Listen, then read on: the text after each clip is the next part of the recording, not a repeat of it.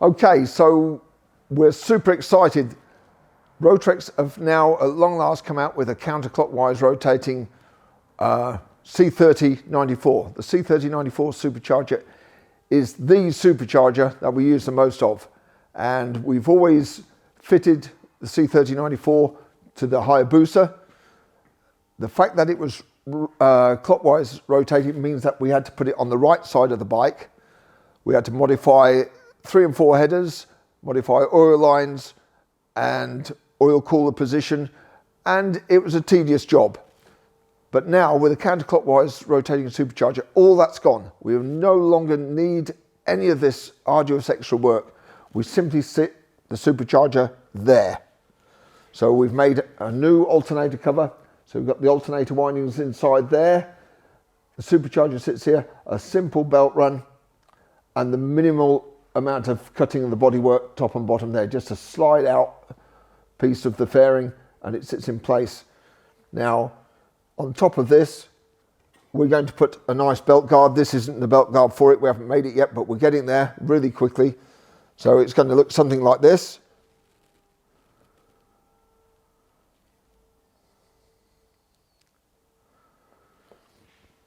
Now, it wasn't quite as simple as what I've said. The fact that we've tried to make this as far inboard as possible, get the supercharger as far inboard as possible, has got advantages and disadvantages. The advantage of having an all-weather air filter sat behind the back of the engine is great. It means that we no longer have any trouble with ground clearance or water or anything, and the air filter will be well protected. Obviously, it's going to pick up some heat. So in addition to making this part, we're also making an intercooler, and the pipework all sits inside, and then the intercooler is blowing air, is having air blown at it by the 2 front vents. It's going to come underneath and come out the top. We're going to sit on the Gen 2 Busa. We're going to sit the tank just 25-30 mil higher so that the air can get out. That's been forced through, and this will do a good job of cooling the charge.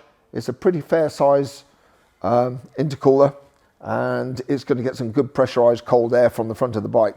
So we're really pleased about that. To get the air filter in, the breather box on the back of the engine we've had to remake.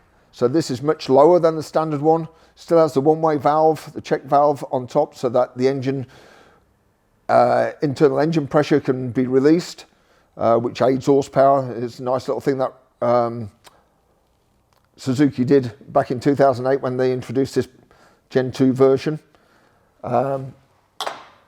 The clutch slave cylinder was in the way. The engine sprocket guard is in the way of the supercharger. So we've re-engineered the engine sprocket guard and incorporated the slave cylinder. So you can see here, the slave cylinder is in here, the bleed valve, the oil feed to the slave cylinder. So this pushes this inboard by about 20 millimeters, which gives us all the clearance we need to get the air out, the air into the supercharger from the air filter.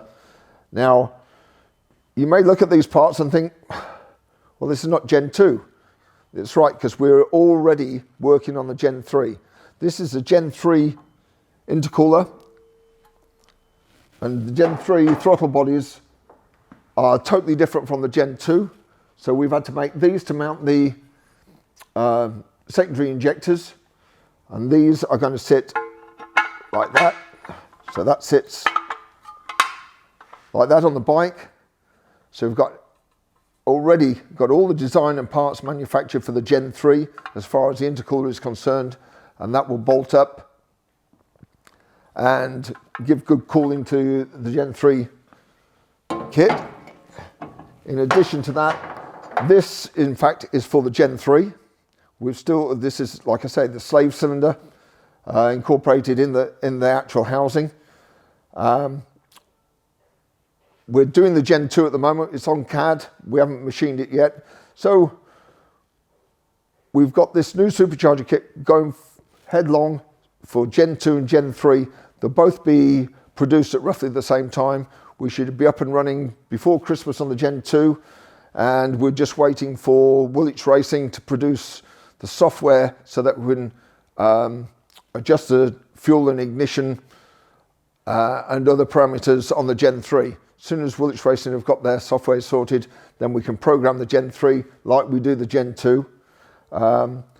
Power-wise, this baby, the C3094, has always given us around 350 horsepower. On the Gen 2, generally on the Gen 2, somewhere around 380, which is a great street kit. You know, just by dropping the compression, fitting this kit to have a bike that's producing over 350 horsepower, makes it a beautiful street machine. The Gen 3, throttle bodies are slightly smaller on the Gen 3, believe it or not. I don't think it's going to restrict it. I think we're still going to end up with the same sort of horsepower. The nice thing is, look how simple it is. There is no ground clearance issues. There's no exhaust pipe modifications. And instead of it taking 2 to 3 days to fit a kit, it could all be done in one day very comfortably.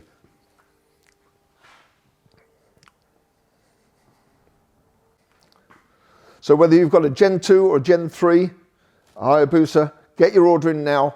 If you want more performance, you don't want any compromise, then these are the kits for you. I think we'll be up and running, production parts made by the end of January. So give us a call or an email and let us know your needs, and we'll get you on the list.